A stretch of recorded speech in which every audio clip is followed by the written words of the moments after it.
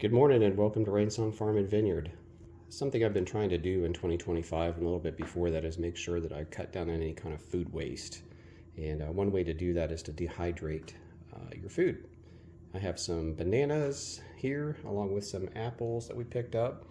Supermarket bought apples and bananas that need to be preserved or dehydrated. So I'm going to cut them up, pop them in my dehydrator this morning. This is just one of the baskets, and we will save these for consumption over the week instead of putting them into the compost pile or into the landfill, which would be even worse. So we'll chop these up, get them into the baskets.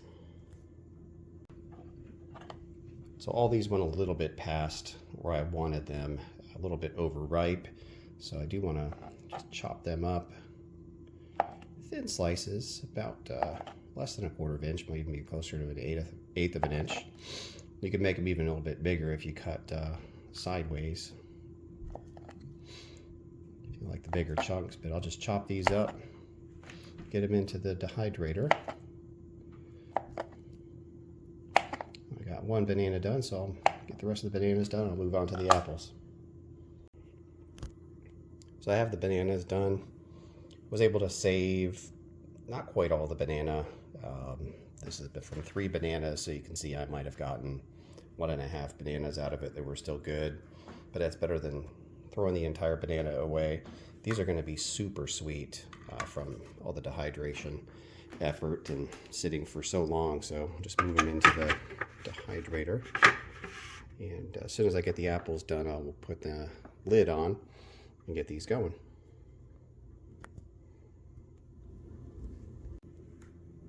So moving on to the apples, took one of the apples, cut it into quarters, then cored it, got the seeds out.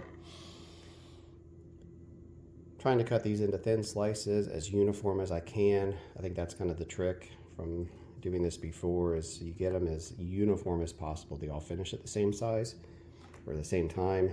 If I get a few here like this little guy that's a little bit thinner, I might just eat him right off the tray ahead of all the other ones being done. So it's kind of a good accident to have. So anyhow, we'll move on to getting these all cut up and put into the dehydrator tray so we can enjoy these in a day or two. So apples are all done. I got them ready to go onto the dehydrator. There's a few on here that are bigger than others, but one of the key things I wanted to make sure I did is make sure when I lay them out in the tray, they're not touching or overlapping. So use more trays if you've got them. So I'll pop this first one on the dehydrator here. And I'll follow it up with the next one. So these are not touching. I tried to minimize how much they're touching each other.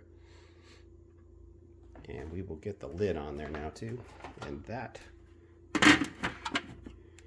should be a wrap. So we'll check back on them maybe a day or two, give them a taste, see if they've dried up sufficiently.